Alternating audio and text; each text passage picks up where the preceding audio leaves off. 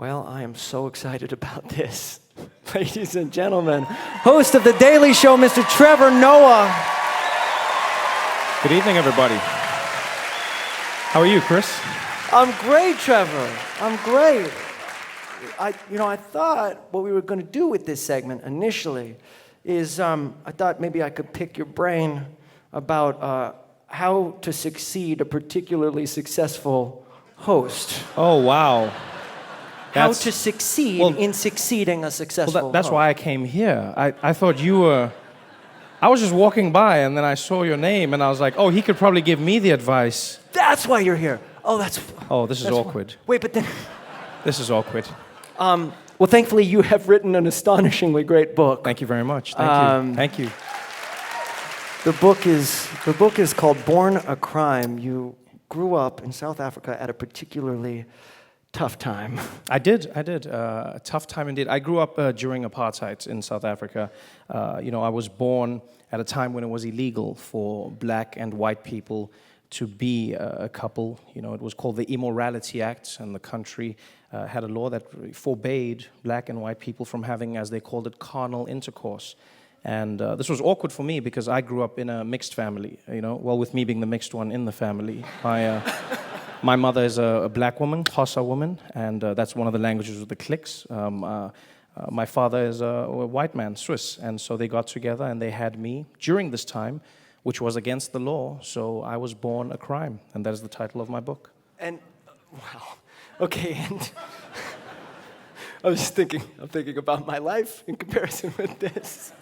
But we were both raised in rather religious households. That is true. That's something we share. We both have very evangelical parents, although yours, I feel, have forsaken their cause, from what I understand. They tend to thump the Bible less often these days. Yes, okay. They have moderated.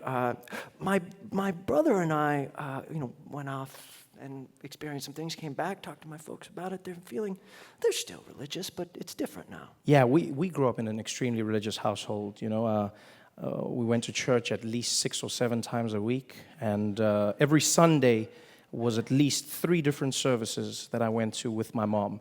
And it was one of the longest journeys that we'd go. And different services, different churches? Different churches, because my mom believed that every church, looked at religion in a slightly different way. We were interdenominational. And what my mom enjoyed was how in each church they applied themselves differently. So my mom appreciated how in a church of white people, they were always trying to find the hidden meaning behind scripture, She wasn't particularly fond of the singing of hymns because it was extremely boring. It was just that, the all things bright and beautiful, it just didn't have soul. And so to compensate for that, we would always make our way through to the black church. And that would happen every single day, after every single Sunday.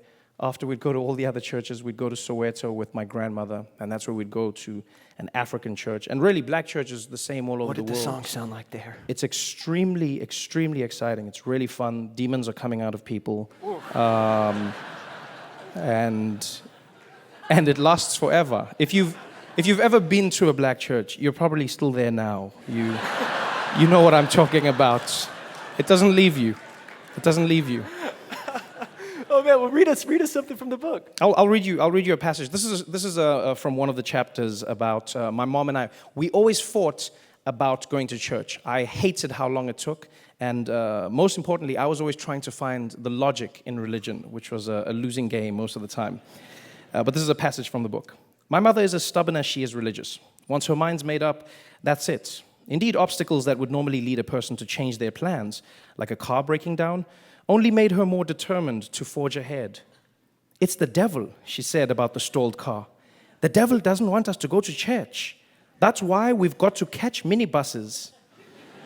Whenever I found myself up against my mother's faith-based obstinacy, I would try as respectfully as possible to counter with an opposing point of view. Oh, I said, the Lord knows that today we shouldn't go to church, which is why he made sure the car wouldn't start so that we stay at home as a family and take a day of rest. Because even the Lord rested. Ah, that's the devil talking, Trevor. I said, no, because Jesus is in control. And if Jesus is in control, we pray to Jesus. He would let the car start, but he hasn't. Therefore, She said, no, Trevor, sometimes Jesus puts obstacles in your way to see if you overcome them. Like Job, this could be a test.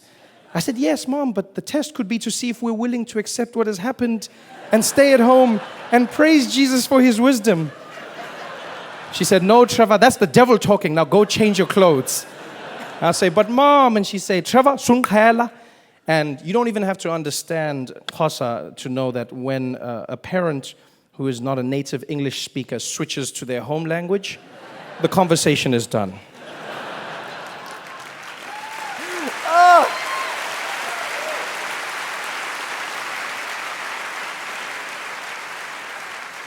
Oh man. Okay, so I have a 1.5-year-old who is named Calvin and who's actually here tonight, and I'm looking forward to having conversations with him like that. About religion? You should. You should. Certainly.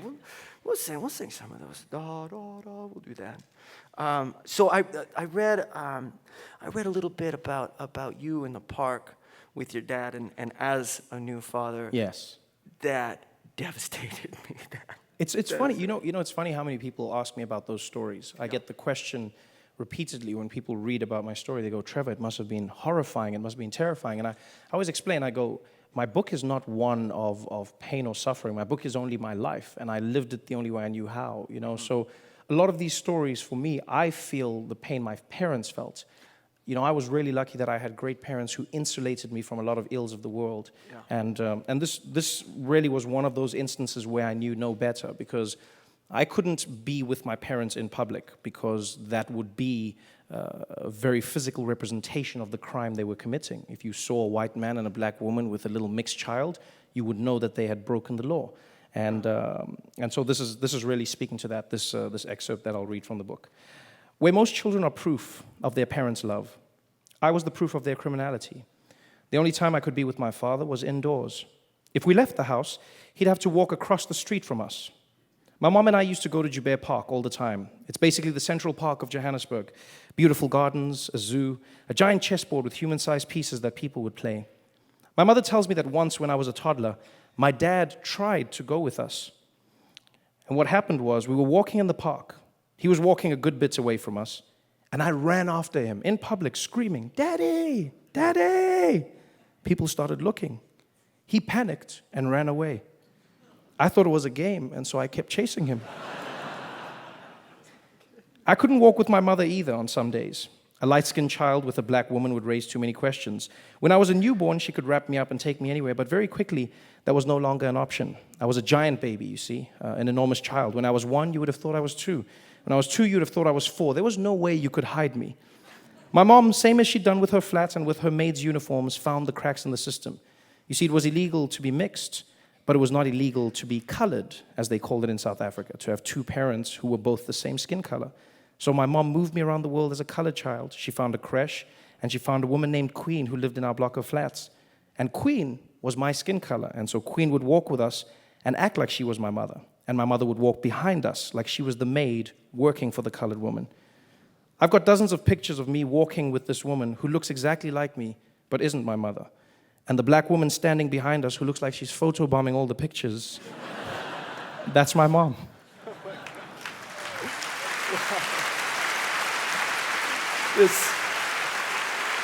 This book is important. You have to pick it up. I read one of the little tidbits in the book about you and a piano and a fire extinguisher. Oh, you know, every time a musician reads the book, they chastise me for that. I was a terror as a child, and I loved practical jokes. I enjoyed mostly practical jokes that I never owned up to and never told anyone about. And one of my favorites in school was I would sneak into the school hall, and we had a piano. This was when I was about maybe 14, 15 years old, and I emptied a fire extinguisher into the piano. Because every morning, they would play the school song that we had to sing together. And so I thought it would be a wonderful prank to see what a piano would be like with a fire extinguisher emptied into it. And the next morning, everyone gathered around. They said, all stand for the school song. And the pianist went to hit the chord, and it was just a puff of dust, just boom. And the only reason I got caught was because I was the only person who laughed.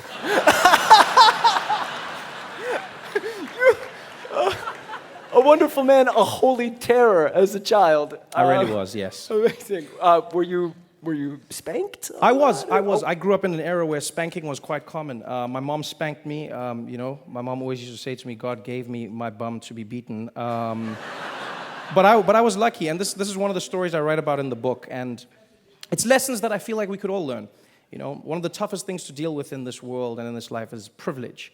Acknowledging your privilege as a person. It's a tough conversation to have for a white person, for a man, for any person who is in a place where they don't realize they possess privilege. And I learned this in my life. You see, I'm the only light-skinned child that grew up on the black side of the family. And so my cousins are black with a black mother and black father, and my grandparents, who I knew, were black as well. And so we would grow up together. And my grandmother was often in charge of the children, and she would have to administer the beatings as she saw fit. And one day, my cousins and I were playing doctor, and I was performing surgery in my cousin's ear. And during the surgery, one of the matches I was using as a tool perforated her eardrum. These things happen, people. These things happen. And so my grandmother came in, heard this crying and the commotion, and she cleaned up the blood from my cousin's ear. And once she realized she was okay, she then proceeded to beat her. And then beat my male cousin, who was supposed to be watching over us. But then she turned to me and she just shook and she said, "Ooh." And she did nothing. And later that night, my mom came home. And this is when I realized my privilege, because I never thought about it like this. My mom came home and she found my gran crying next to the stove in the kitchen. And she said, "Mama, what's wrong?" And my grandmother said, "Ooh, Nombuyiselo, Trevor is so naughty. He's so naughty, that child." And my mom said, "Yes, you must beat him. You must beat him." And she said, "No, I can't hit him. I can't hit him." And my mom said, "Why not?" She said, "Ooh, I don't know how to hit a white child. Ooh." She says, "I can hit the black children. I understand them. But the government, what will they say about me with the white child? He turns blue and green and red and yellow. I don't know what to do." And so she never hit me again. And it's a lesson I learned that I think we all could, because I could have very easily stood up and said, "Hey, I should be punished just like everybody else for the crimes I've committed." But I chose to accept my privilege because, let's be honest, it's pretty sweet. Oh my goodness. Trevor Noah, everyone. Thank you so much for having me. Thank you.